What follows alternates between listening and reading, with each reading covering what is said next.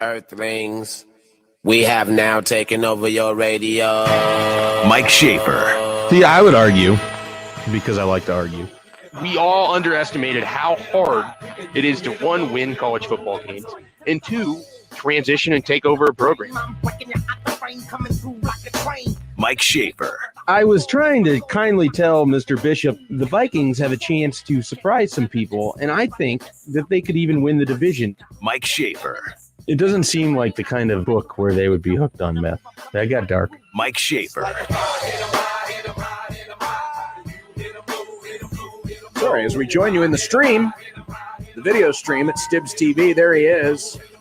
The handsome mug of 24/7 Sports' own Mike Schaefer. Hello, Schaefer. Schaefer. Gentlemen, it's both John and Josh. Look at that. You got them on the same show at the same time.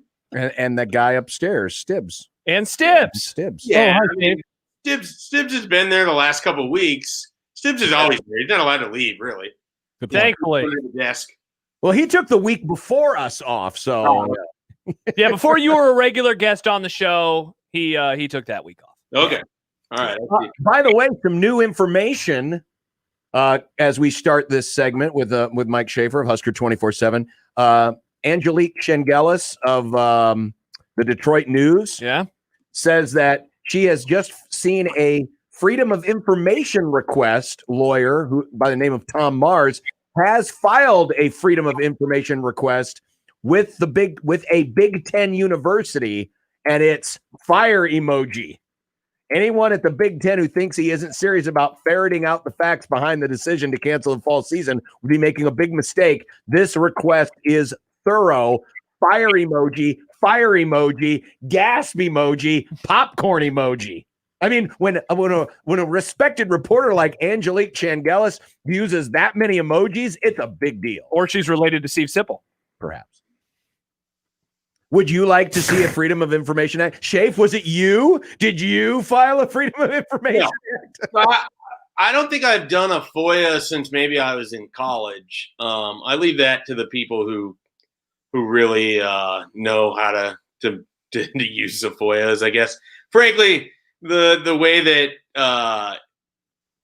the powers that be work their way around the FOIAs with the copy costs and the insane cost. If you've seen anything Chris Dunker has tweeted about FOIAs, about the city of Omaha or State Patrol or whatever, it's remarkable the way that people have found to work around them. But we'll see what comes out of this. It's fascinating to me that the conversation that we are in the second week or the first full week after this decision has turned into one where people want the most transparency possible.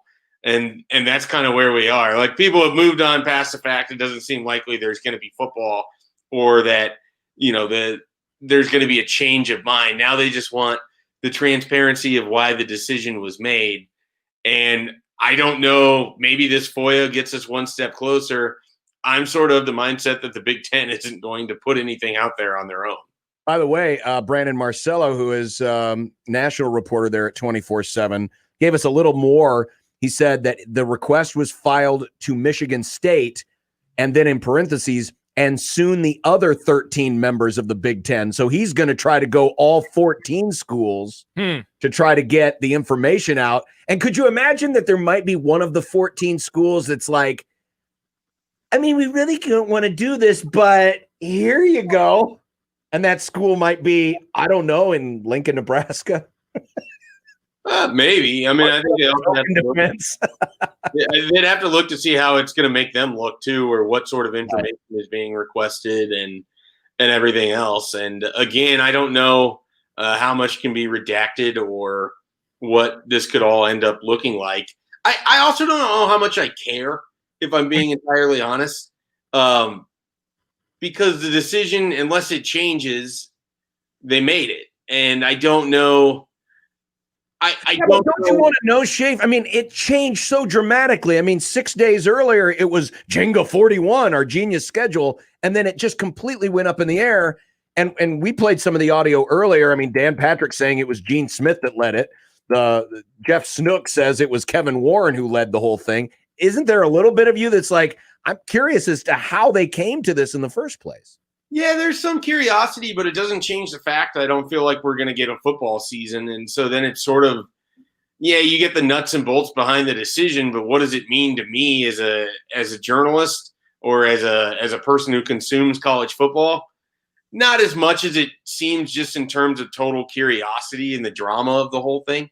So I guess I probably am not the target person who's going to get really wrapped up in it. And at the same time, as much as I appreciate the support that the parents have shown and the idea that they're marching into Chicago to liberate the Big Ten, I don't know how much you're going to get there. I think it's great that you see a unified support, if you will, amongst parents in that regard. But I don't know how much any of this means. I guess to me, if there's still going to be no football, do I care that much? And I'm not sure that I do. I guess the long-term effects of what it could mean for Kevin Warren's tenure as commissioner, who's not even a full year in, that's sort of interesting. What it might mean in terms of who the decision makers were that guided this thing, I guess. But do I really care if it's the president at Minnesota or the president at Rutgers or whoever? No, because the decision was made and it's not going to likely change. So I guess I have a very limited sort of interest in it in that regard. So, Schaefer, what are you expecting next? There's been, a few reports coming out today. John and I have had conversations on and off the air about a potential January start to the regular season. So you're looking at like a December start, or maybe even earlier than that, to a fall camp, a winter camp, whatever you want to call it. Have you heard those things from people that you talk to? Do you like the idea? I guess what are some of your takeaways from that discussion? Yeah, I mean, I haven't heard anything to the line of what the Madison State Journal, the ones that are reporting this. I haven't heard anything in that regard, but I am skeptical of that plan. I'm skeptical of spring football until it comes out, until essentially we hear from the Big Ten Conference how they're going to pull this thing together. And then, because of everything that's already happened, I'm skeptical of the fact that it even goes off without a hitch. I suppose I'm more curious than anything how many games and when they want to make this work. It does seem like that initial plan seems to really put an emphasis on having the buildup happen when kids would be off campus for the winter holidays. So then you'd essentially be having your fall camp would be in the month of December, going through the holidays, starting into January when you'd start that season. And then how does this pod system work? I mean, do you just have 14 schools? Do you have, 2 of them with 5, 1 with 4, and they're in these different cities dispersed around? And is this it happens every week that you're flying up there to play these games? Is there a game at 11, a game at 3, and a game at 7?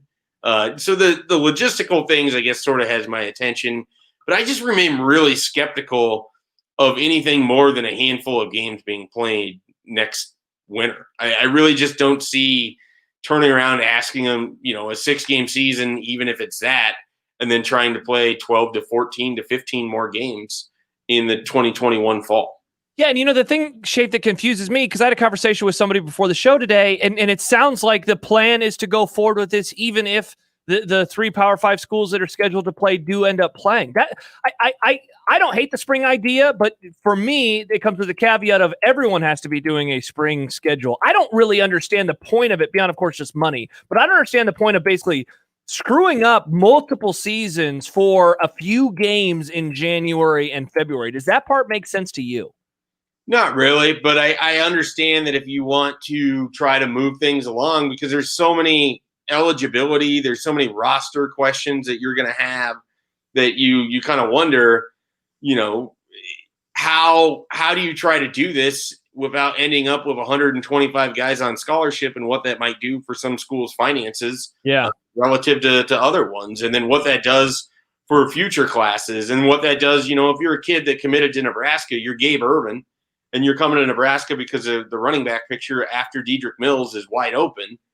and there's no winter season and Dedrick Mills comes back for 2021, that's not what you committed to Nebraska for. And I know they're not making that decision entirely based on that, but it's a deal where I do think that they want to play a few games to at least make it happen, and people wouldn't be happy about it, but it's better than nothing. This whole thing is just a mess. And until we see how it plays out with the ACC, Big 12, and SEC, and how it plays out with what they're going to do in either the winter or the spring next year, it's just going to feel like a giant mess, and one in which the Big Ten could have avoided. And until I see otherwise, that's kind of how I feel on it. Mike Schaefer joining us from Husker 24/7. We're live on Stibbs TV as well if you want to watch along in the stream. This is something you tweeted out earlier this morning. You said, I wonder how people who went deep on Nebraska can square that with everything that's since happened. Again, it felt coordinated. Only way to explain how the same writers kept repeating the same thing about Nebraska, which the school never said publicly. Dumb then, dumber now.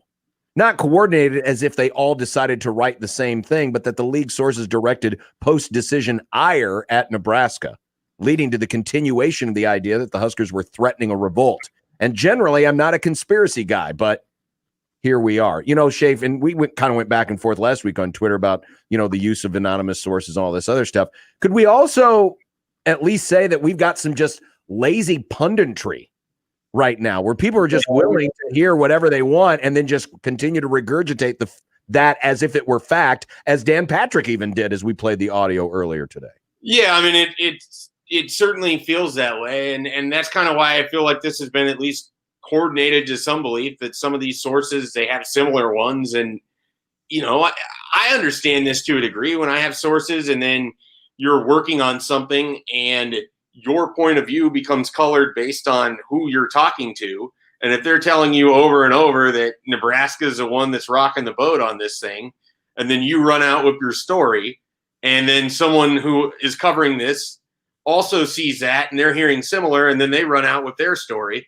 I mean, it's one thing when it's Desmond Howard and it's Booger McFarland and no one really cares because no one cares.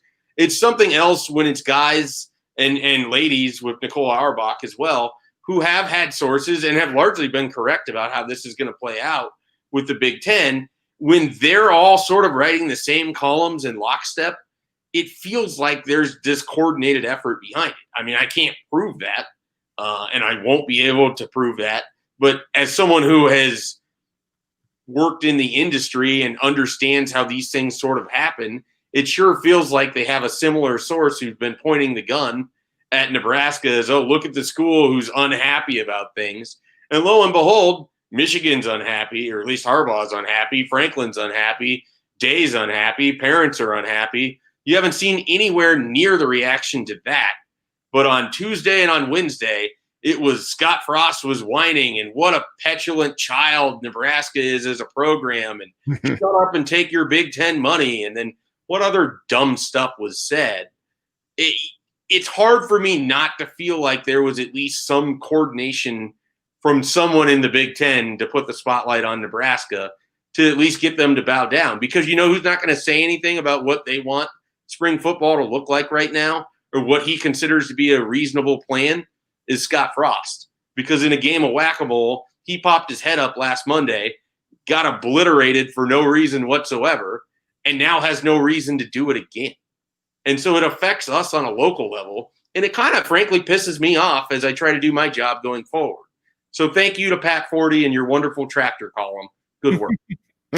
Schaefer, kind of shifting gears a little bit, the news, I think it came down late last week about the dead period, you know, lasting longer once again.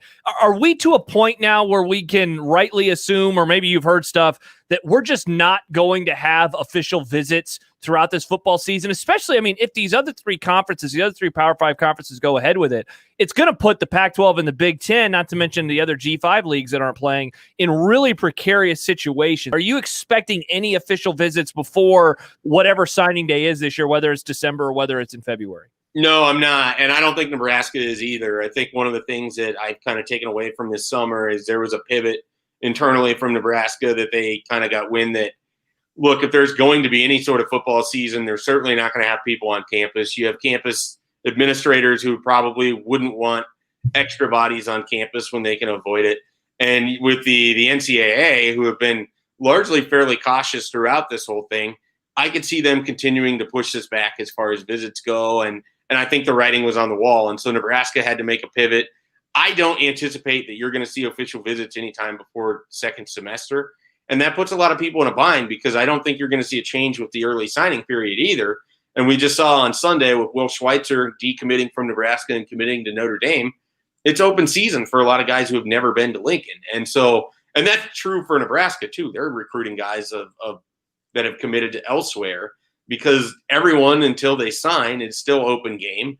And you don't know what's going to resonate. You don't know how those relationships are going, if they forge well or anything like that. And as you kind of said, Josh, even though the ACC and the Big 12 and the SEC can't host recruits, they can certainly be on the horn and talk about how, well, do you really want to go to a conference where football doesn't matter enough that they would play this season relative to what we're doing here in, Ames or Manhattan or Austin or Norman, or, those are the schools Nebraska's more likely to recruit against, I guess, Kentucky, in Lexington or wherever. I mean, that's going to be a very real thing that Nebraska has to combat here on the recruiting trail. I don't know if that's what happened with Will Schweitzer, but Notre Dame is one of those programs that's moving forward. Even though they don't have a conference, they managed to find a lifeboat with the ACC to float along while the rest of us sink. Lane Kiffin today said that he thinks it's imperative that we get immediate transferability for players who can't play this fall. There's no chance this happens, right? Look, it's the NCAA, so you can't ever say no chance. You can't, you want to talk about the ultimate in lack of transparency. Let's try to figure out how the NCAA has decided who gets to be eligible as transfers and who doesn't, and just look at the last couple years. So I wouldn't sit here and even try to, guess as to how they're going to rule on that. It does seem unlikely. But if that were to be the case, Nebraska has several guys that I think for their own benefit would try to find another school. Now, a lot of places don't have available spots or already kind of have things locked up. So it's not like it's going to be a really easy match for, somebody like, let's say, Deontay Williams, just as an example. I don't know that he would be someone that would leave, but just as an example, that's a guy who wants to play in the NFL and has all of a quarter to his name as a starter and would have been a big player for Nebraska in 2019, but it didn't work out.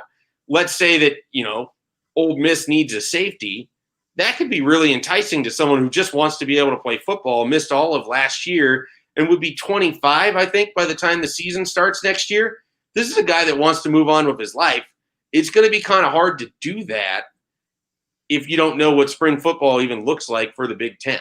And so I could easily see where the NCAA could be like, well, this could be an alternative for those that are kind of caught in this situation where they don't know what the future looks like for them and they want to be able to move forward. And they've already graduated. They have their degree, and they might be able to do that. Schaefer, John and I don't know, maybe the last month and a half, 2 months, we started talking to a lot of you and your colleagues about some of those, most indispensable Husker lists, the most important Husker list, most intriguing and all that stuff. You guys did all this work. It eventually, of course, is going to be for naught.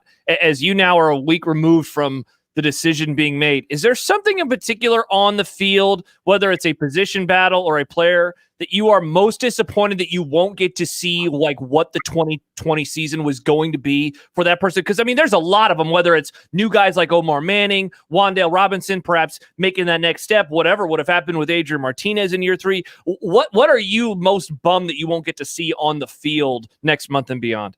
Well, let me start with this. If anybody's well-versed in spending a lot of time writing about things that don't come to fruition, it would be a guy who covers recruiting for Nebraska. I know full well about writing about players who don't ever play a snap. So I am very well-versed in that. So, I think both Brunson and BC looked for me for leadership last week. They didn't get it, but they looked in that general direction. From there, I think what I'm most disappointed in, and I honestly, some people might be surprised with this answer, is that we don't get to see the progress of this offensive line. We've heard a lot about them. I think that this had the potential to be maybe one of the best offensive lines Nebraska's had in the last decade, which is not exactly a high bar, but it's a bar nonetheless. And along with that offensive line, I felt like Nebraska found something from the Wisconsin game on, the last 3 games last year with Mills, and letting him kind of turning him loose, playing through that with their offense. And I could see where you have that revamped offensive line where you have Bryce Benhart at right tackle, you have Cam Jurgens be, well past his snap issues in his second year playing. You have Brendan Hymas, who's a potential all-conference player for you at left tackle. You figure out between your 47-person battle royal who's going to be your left guard, and you have Matt Farniok finally playing a natural position at right guard. There was a lot of intrigue I had about that offensive line, and I thought it could have been damn good. Mm-hmm. And so I'm very disappointed that we might never see that collection play together, because Brendan Hymas could be someone who has no interest in playing in the spring, or could be someone that might try to play somewhere else this fall if he's allowed to do so. So that offensive line is and what it meant for Mills stands out to me in a lot of ways. And then on the defensive side of the ball, I really kind of wanted to see what Eric Shenander could do with some different pieces. I mean, since he has arrived, Nebraska's kind of been in this rebuild stage of what a 3-4 defense looks like. And now he was going to have some different pieces like Eteva Malga Clements. You could see what Keyshawn Green could do for you as a freshman. Ty Robinson, Nick Henrich, Jakeem Green, guys of that ilk. I wanted to see what players that you actually recruited to play in a 3-4 and not just inherited from the Mike Riley regime that was largely a 4-3 until Bob Diaco got here. I kind of wanted to see what that fresh look was going to be and if that changed how we saw Nebraska's defense, because I think that they had a chance to be better than what a lot of people felt because of the losses they had on that defensive line. With no offense to the Davis twins, who I hope have a nice career in the NFL, they weren't recruited to be 3-4 defensive ends. Ty Robinson looks a lot different there from a physical standpoint, and I wish that we could have seen that. And hopefully we get the opportunity to. But it's just one of those things that when I think about the opportunity lost in terms of watching this team in 2020, I think a lot about that 2019 class and especially those guys on defense. Josh, pardon me. I'm going to speak baseball to Mike. So all right, later, guys. So I was watching the Cubs game last night, and they were talking about the whole, the Clevenger Plesac controversy, and got to talking. There's been the reports out there that, and I actually asked Farron about it the other day about, could they trade Clevenger? What could they get? Would they trade Plesac? What could they get? But Len Casper, the voice of the Cubs, said, you've got Clevenger, who's one of the top pitchers in the American League. Francisco Lindor has only one more year of control left on his contract next year. What could the Indians get if they package those two guys right now? What, as you, the official representative of Cleveland Indians baseball in the state of Nebraska, what would you accept for a Clevenger Lindor package? I don't know what I would accept, but I know that for the Dolans, it means they could get a bevy of cost-controlled young players that allow them to continue to reduce their financial obligation to the team, which is what we all root for in baseball, right?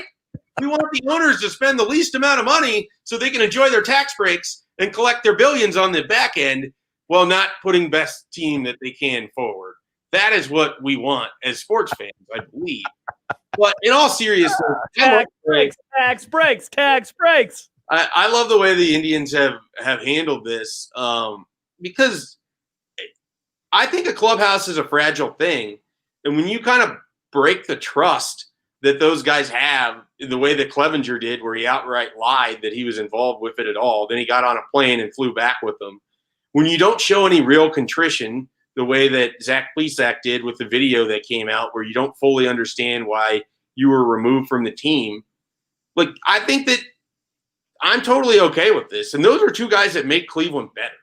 Like, they'll eventually be up and pitching, and they'll be involved in their, 2-day run in October and whatever. I don't know if either one of them will get a pitch because the Indians will be eliminated after Shane Bieber gives up 2 hits. One of them goes for a run, and their 17 outfielders who have combined negative batting average are unable to get on base.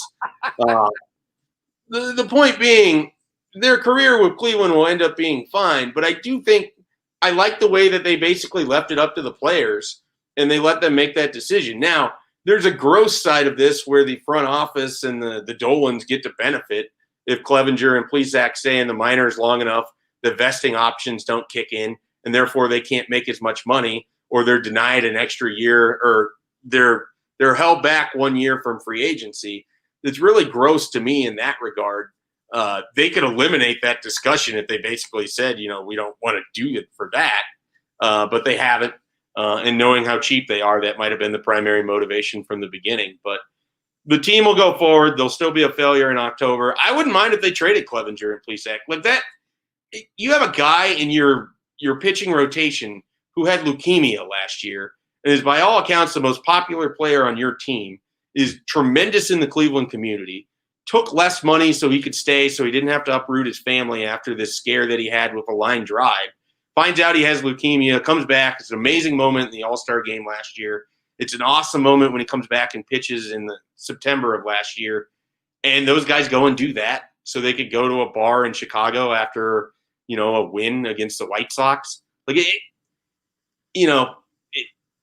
have better priorities. I think that's kind of where it came down with the people in that clubhouse. And I'm fine with whatever decision they make. I really am. I'll be bitter either way, but not because of that outcome.